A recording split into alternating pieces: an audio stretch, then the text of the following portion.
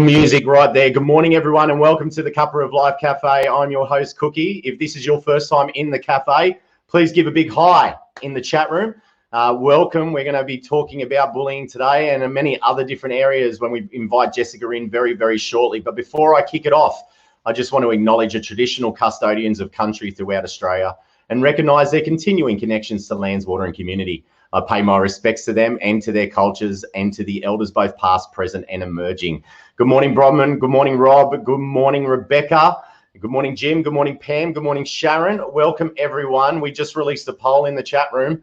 If you haven't answered that poll, can you please just do that right now? We're very keen to see how everyone is tracking and if you've ever been bullied in the workplace. Now, before I kick it off, I just want to share our virtual cafe menu because if this is your first time, welcome. We've got a very loving community in here, a community that loves to communicate with each other. Please play nice, be kind, use the chat room, answer the polls, make this as interactive as possible for you. Also, if your screen freezes, don't stress, just refresh your page, try a different device or maybe even a different browser. And if you love what you get out of today's session, please make sure you tag us at Bullyology and also at Cuppa of Life Cafe. Just tag the one thing that you get out of today's session. Now, if you do need support, if you are experiencing any bullying at work and it is having an effect on you, please make sure that you seek support. The numbers are there, Lifeline, Beyond Blue or Kids Helpline as well. It is important that we seek help when we need it, okay? All right, so let's kick off today's session. Can I bring in Jessica into the Cuppa of Life Cafe? Good morning, Jessica. How are you? Good morning, good morning. Now, before we kick it off, you've got a special cup. I have got a special cup. It says, I commit to action. I'm an upstander.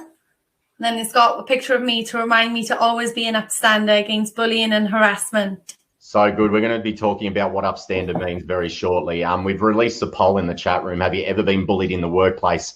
I'm going to end that poll right now. 56% of our audience this morning has said yes. That doesn't surprise me. Wow. Very unfortunate. Wow. Yeah. We've got such an important topic area to cover today, and we'll get to a lot of it at the start, but I'm very keen to understand a little bit about your journey, right? Because you've got to this place and the support that you provide companies and schools and all that type of stuff because of your journey yourself. So can you just give everyone a little bit of background around who you are and the journey that you've been on to establish what you're doing right now? Yes, thanks, Cookie. So hi, everyone. I'm Jess Hickman, and I'm the founder of Bullyology and really the driver of the Upstander movement. So my journey began in the humble hills of Wales, as you can tell by my accent. I actually became an Aussie citizen this week. Hey, I saw that. Yes. Congratulations. Only taken me 8 years and an uphill battle with bullying and harassment, but I got there. So in the UK, I started my career working for government and local councils. So my background has been in youth community work and a leader in local council running youth drop-in and homeless centres. So I've always really had a passion for social impact. And I came to Australia in 2013 with a backpack and a dream. And I came for a 4-month career break, trying to decide what I wanted to do. And 8 years later, I'm finally here and a citizen. Woohoo! Did you start off in Bondi? Typically Bondi, Coogee, and then went up the East Coast, travelled across the Great Ocean Road, and then landed in Darwin. You went into Darwin? Well, I spent 3.5 years working in the top end, and that's really where my story began in Australia. So I was very fortunate to be offered a role leading people and culture teams on a large oil and gas project in Darwin. So culture shock, living in the outback, crocodile country, dodging all things that can kill you. But really that's where I had the highlight of my career, one of the best and worst experiences of my life. Right. So we were on a large construction project with 7,000 to 10,000 workers. And that was really where I had my first introduction to mental health in Australia, particularly in the construction industry, where I was working and looking after a workforce that were fly-in, fly-out workers, living on our camps for 4 weeks at a time, away from friends, family, isolation, loneliness that come with all the complexities of alcohol, binge drinking, and really mental health. So it really allowed me to, I can hear someone saying they love my Welsh accent, so thank you. Really allowed me to do what I loved and create a nurturing workplace environment, which was actually new to the company. So I was allowed to create amazing culture-based programs, make local partnership, really focus on mental health. So you can imagine me stood with my Welsh accent, a Welsh chick, going, let's talk about mental health to Aussie and Kiwi scaffolders.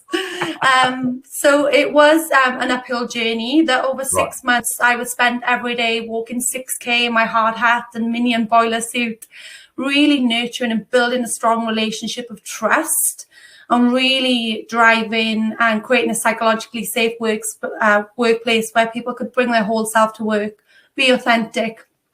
So it was amazing. People started to use the mental health hotline, started to look after their peers, even cracked some of the tough nuts that didn't believe about talking about mental health and got them as champions. Very hard to do that, especially very hard. Their vulnerability and their emotions. And we launched this with Gotcha for Life, which is all around, supporting mates and being there for each other and showing that vulnerability works. So it must have been a really big uphill battle to support these guys up there. But so rewarding to see that and get people coming to you and save lives. Yeah. So I was doing what I loved, and it didn't feel like work at the beginning. Was very lucky that got a lot of traction and funding and a lot of media support, and I was nominated for Northern Territory Young Achiever of the Year and Exceptional Women in Resources, all great on paper. But 6 months in, I had a new HR manager and my life drastically changed. So for 3.5 years, I was at the front line of suffering extensive bullying and harassment. And the more successful I became in my role, unfortunately, the more the bullying and harassment heightened over a period of time. So let me just stop there. So you got bullied and harassed by a HR director? Yes. Yeah. The person responsible for people, culture, the well-being and creating a safe workplace.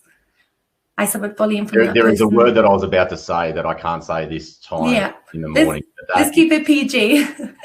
But so what was really interesting was I stayed, one, because of the work that I was doing, and I built up such rapport and trust that sometimes my supervisors and team leaders would come to me and say, we know what is happening, but if you leave, someone may end their life. And that's a lot of pressure to put on someone's shoulders. What? So so hold on, I need to stop again.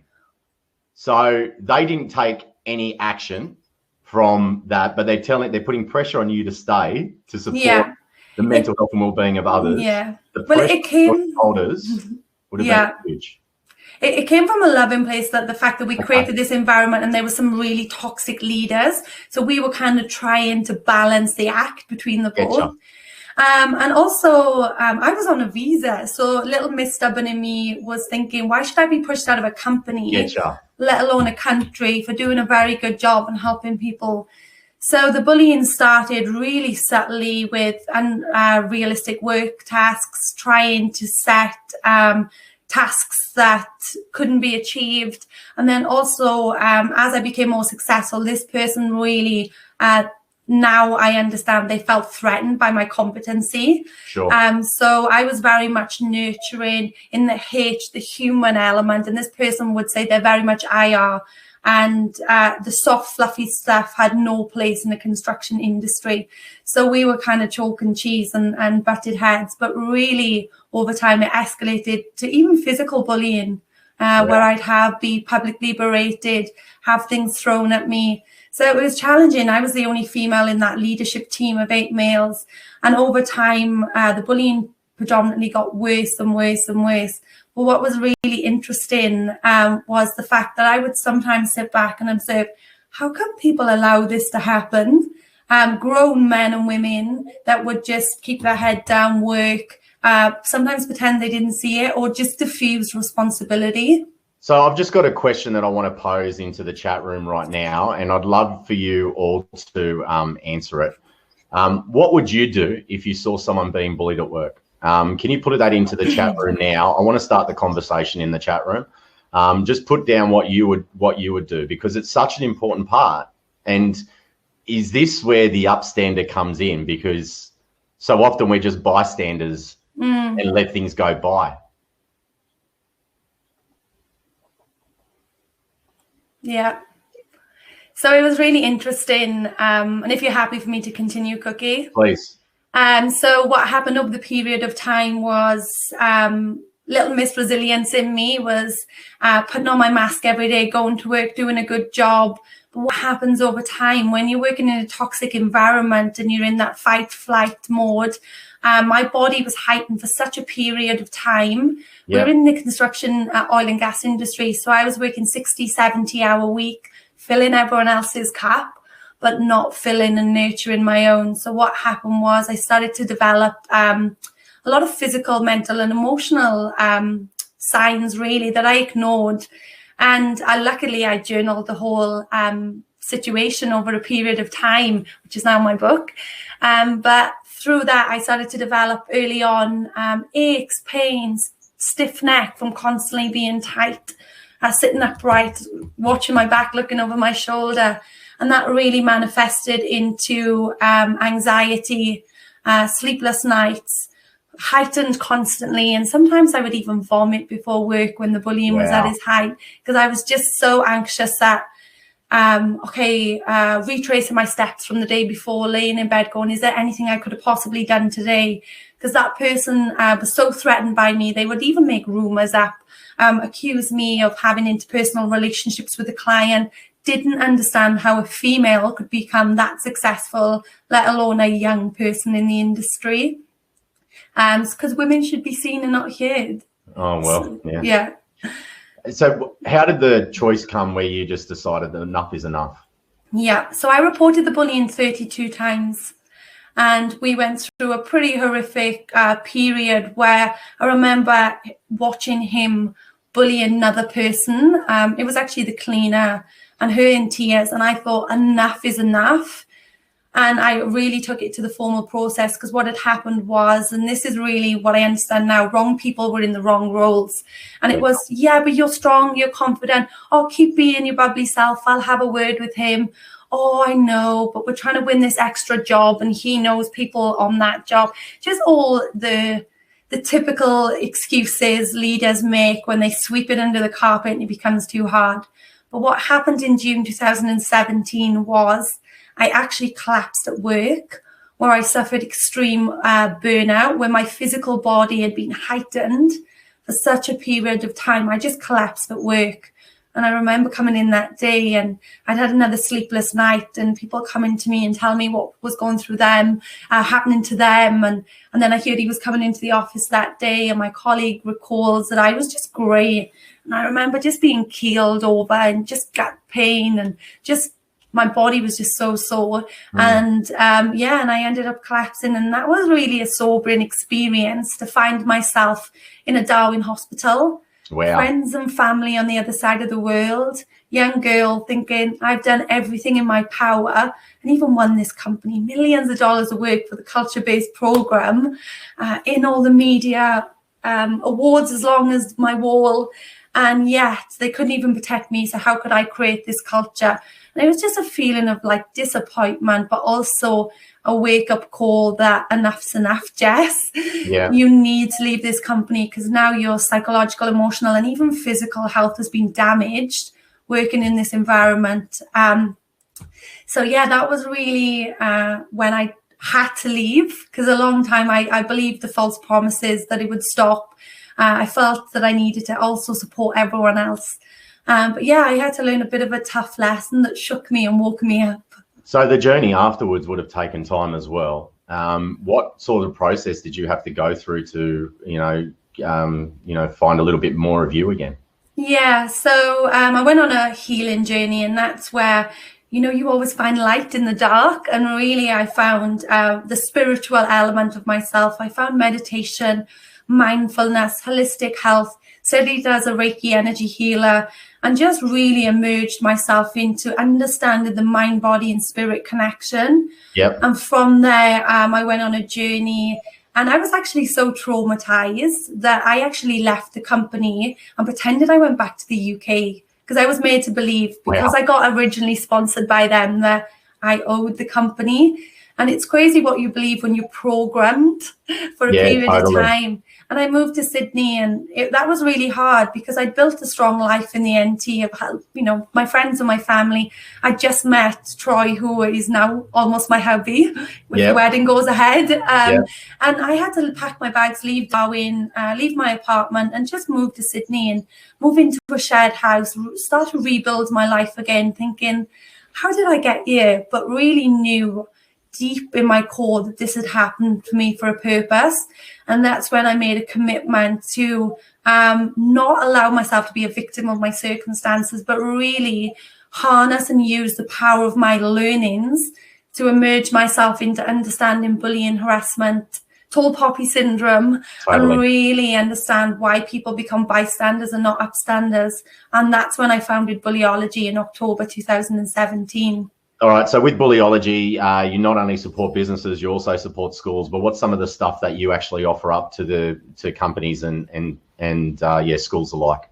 Yeah, so I work with organizations and what I call courageous leaders who are willing to actually have proactive conversations, because often bullying harassment just comes when someone's in a hospital bed or they're about to end up in a courtroom or the media and their reputation's damaged. So what I really do is actually not only raise awareness and education on bullying, harassment and toxic behaviors, but shift people from bystanders to upstanders and take a proactive approach similar to schools. Really the core concept behind Bullyology and what I do with the upstander movement is help people build capability to recognize one's own unconscious bias or language, modernize mindsets and create change. That's awesome. Define bullying for me. What constitutes bullying? Like, what's the spectrum like? And, you know, or is it just about when people feel uncomfortable? Yeah. Like, what is it? So bullying is repeated, intentional, health-harming behavior. So the person has intent to damage the health and safety of an individual or a group of people. And then we've also got harassment, which really falls under the banner of discrimination. So as you've seen in the media recently, sexual harassment has been really showing up, which has been around for a long time. And after the Me Too movement broke and Black Lives Matter, we've started to see really these conversations come to the surface, which is unfortunate, but also exciting for someone like me that has been fighting the uphill battle to get people to even recognize that bullying is a problem in their organization. People hide behind, oh, it's just his or her personality or it's just their leadership style. And that's just not acceptable. No, it's not. And also I hear the language, well, this is the way we've always done it. And in this 21st century modern world, that's not what we can stand by now. So I spend a lot of time just educating business leaders on how damaging bullying can be, not only to their top line, but also their employee health and well-being.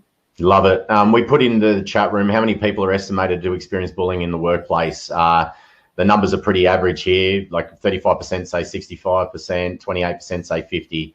It's roughly around 50%, which is replicated in what we just surveyed this morning as well. So it is a big issue out in the market to have so many people experiencing it. And the forms of bullying has changed. Cyberbullying now. What's your take on cyberbullying? Well, just on the point of the survey, so they say that at least half of Australians will suffer bullying at least once in their career. So if you haven't already suffered bullying, which a lot of people have, there's a big chance you might, or someone you love will suffer bullying. So it's good to now know how to deal with that. But with regards to cyberbullying, that's just changed the landscape of bullying, because if we typically look at schoolyard bullying, it would end at the school day, or even workplace bullying. You would come home and be hopefully in the safe haven of your home where maybe you could unwind, get some family support. But what we're seeing now with technology, and I know firsthand from cyberbullying, really my emails and one of the tactics my old boss liked to do was email me at 11 at night and set me a task to do by 5 a.m. when we went into work the next day. And or he would call me late at night and ask me for confidential information or who's using the EAP number and threaten my job on the phone at night. So really there's no break between working, school or coming home. And unfortunately, that's really impacted a lot of stuff I do with youths. at the moment is looking at the anxiety and the addiction to mobile phones. And again, let's just look at the Olympics. I'm always shocked about how good people in very senior roles can become keyboard warriors and bullies to people that are Olympic stars or celebrities, or like look at the England football match when them 3 guys that are young guys suffered a barrage of discrimination and racial abuse from people, when I was looking at their LinkedIn or reading articles, going, wow, you're a professional. Well, you should know better. Okay, what does it mean to be an upstander? Let's talk about what people can do if they do see bullying in the workplace. And then we're going to get to a few questions. So if you've got any questions for Jessica, please put them in the chat room. I can see one already that I'll ask. But can you define upstander for us? How do we be better as individuals? Yeah, so really upstander is recognizing when something is wrong and acting to make it right. But it's hard to understand upstander without first recognizing when we become a passive bystander. Right. So right back to my story, I couldn't understand how good people became passive bystanders. But what I've really come to know is something called the bystander effect. Have you heard of this, Cookie? Never. So the bystander effect is a widely recognized psychological theory that dates back to a lady actually called Kitty Genovese, and I encourage you to read her story. But the bystander effect really, the easiest way I can describe it is we're driving down the highway, someone's broken down or had an accident, and 1 or 2 people at the scene. What do? We think, not our responsibility, someone else will deal with it. If there's 4, 5, 6, the more people that are at the scene, the less likely we are to stop and involve ourselves. So if we take bullying and harassment in a workplace environment, particularly from someone in a leadership role, we can be in meetings and we hear a comment, or we know when something's not right because we feel it in our gut, right? We go, something doesn't feel right here. Someone else saying that, actually, it's not my responsibility. So it's called the bystander effect. It's diffused responsibility. So really, a key mission of mine is to help people understand the bystander effect so they can recognize where they've become a passive bystander, or maybe where they have a bit of unconscious bias towards a certain person or gender, whatever it may be. So when we can actually recognize the bystander effect, we can actually counteract it by going, actually, I'm actually going to take action against this. I'm going to speak up. I'm going to challenge this behavior, or I'm going to report this behavior, or even I'm going to chat to the person who was the target of that. Because even for me, having 1 or 2 colleagues say to me, we've seen that and it's not right. For me, I was made to believe it was me for a long period of time, and I would question myself, my self-worth. So even having 1 or 2 people go, hey, this isn't right, you should call the EAP number, or this is a policy, or this is a resource that can help you, that potentially saved my life. So there's a lot of things we can do to be an upstander that isn't necessarily taking on the bully, but really is understanding how we can actually recognize and act. Love it. All right, we're going to get into some questions now.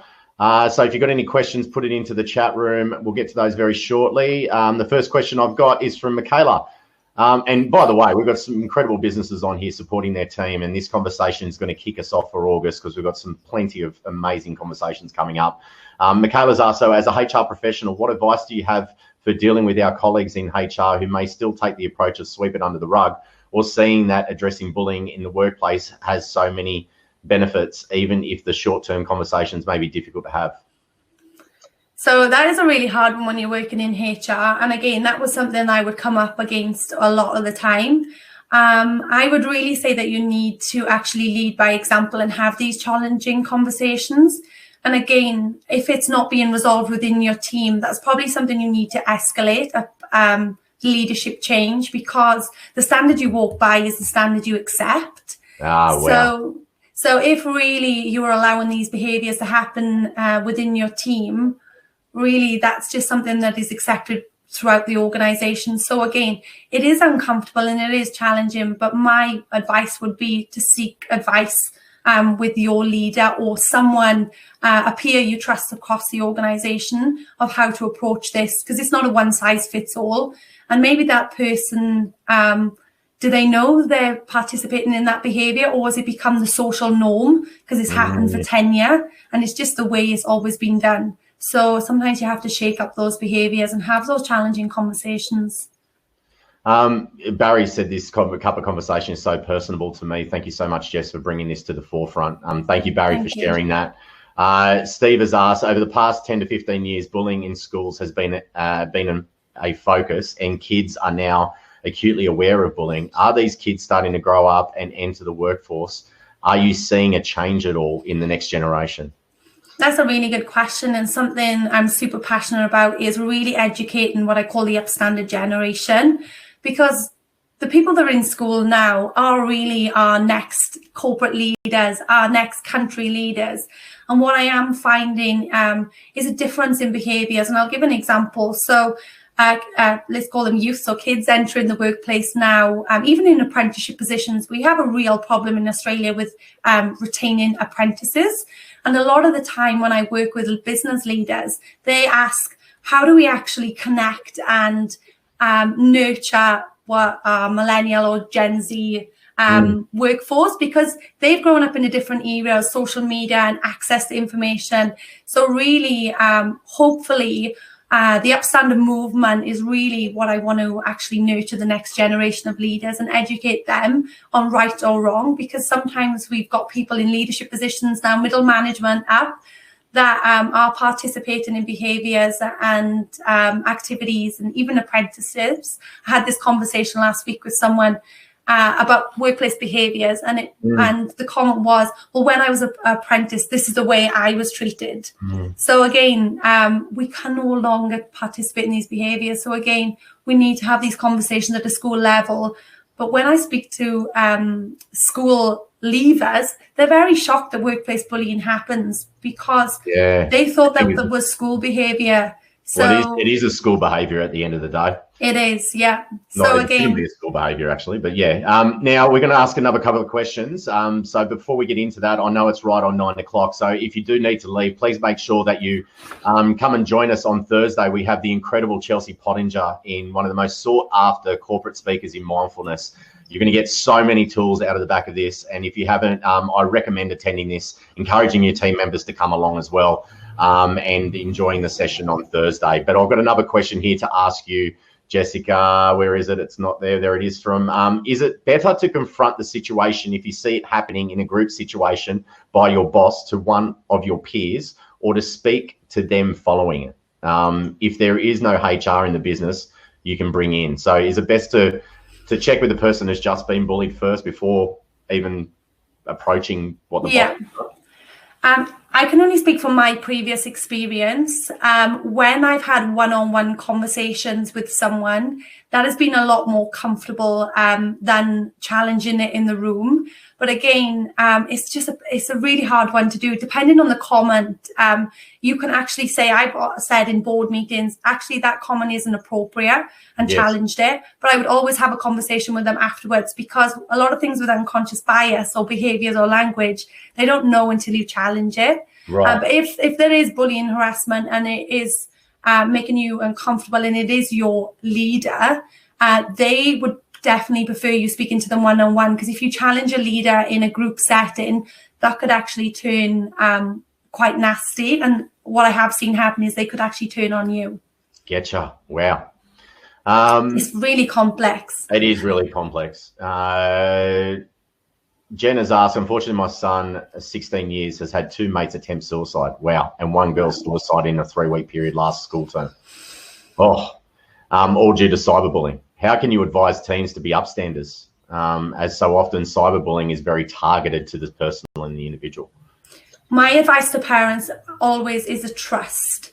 So really building that trust with your child to let them know, no matter what has happened online, whether someone shared, a sexual image of you, which we see all the time, or nasty comments, or taking pictures of you at a party you shouldn't have been at, whatever it is, you can trust us and speak to us. And I think parents need to reiterate that they will not overreact. So when I speak to youths about why they didn't go to the school, or parents, it's, oh, well, I thought they would overreact or storm down the school or comment or speak to their parents. So really, you need to build that trust with your youth that they can come to you and tell you whatever. And that's my biggest advice to parents, really, and check in with them constantly and tell them that if there's something you've seen online, you must tell us and we will support you the best we can. Love it. That's Jessica, so thank you. horrible. Oh, no, that's so hard to hear. So hard. Jessica, thank you so much for joining us today. And remember, everyone, if you are struggling out there, there is appropriate numbers that you can get in contact with, Lifeline, Beyond Blue, or Kids Helpline as well. So please make sure that you do check those out if you are struggling. To all the businesses and their employees who joined today, thanks for attending today's conversation with us. On Thursday, we have Chelsea Pottinger. Please make sure that you do join that as well. Jessica, you were amazing. We're going to send out a takeaway document to everyone with all the appropriate links once again. Thank you, Jessica, for attending today. We really do appreciate your conversation. Thanks so much. Thank you, everyone, for joining us. Jess, you can switch off your camera and mic now. We'll do see you on next Thursday. Thank you so much for joining us here in the Cuppa of Life Cafe and continuing the conversation with us. It is important that we stay connected in this time. It's important that we open up the conversations and learn a little bit more. Can everyone please give a wave of gratitude, which is what I'm seeing right now in the chat room, to Jessica today, because we always do send our chat room to our amazing guests. Thank you so much for joining us, everyone, and we'll see you on Thursday. Bye.